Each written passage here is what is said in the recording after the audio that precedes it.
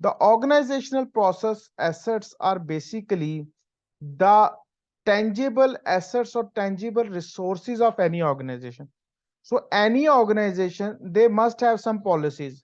Whenever you join an organization, they must have some HR policy.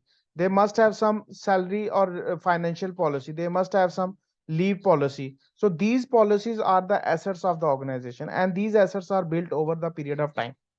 They have learned from the bad experiences, and they have built those policies just not to experience the same thing what they have learned in the previous few years. So these policies are the assets of the organization.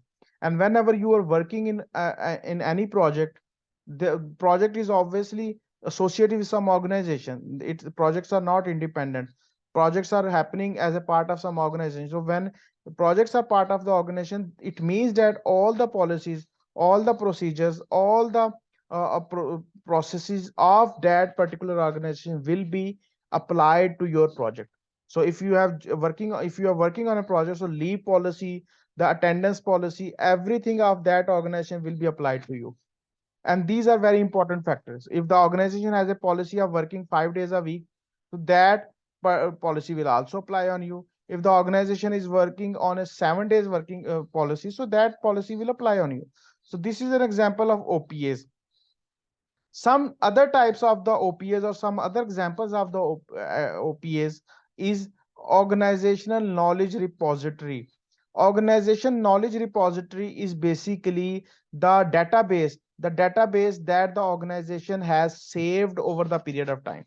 If the organization is in industry for the last 5 years, and they have completed 2 or 3 projects, so these 2 or 3 projects, they had some plans, they had some resources. All those plans and resources automatically became part of that organization knowledge repositories. So these resources are utilized and used whenever new project starts. So another terminology is used as a lesson learned. Lesson learned is part of organization knowledge repository. So anything that is being developed in your project is automatically part of organizational knowledge repository for future projects.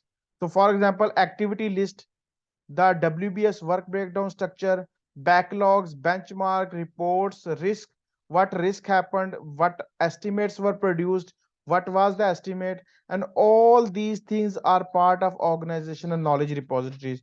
And these organization knowledge repositories helps project manager and project team a lot in planning the future projects.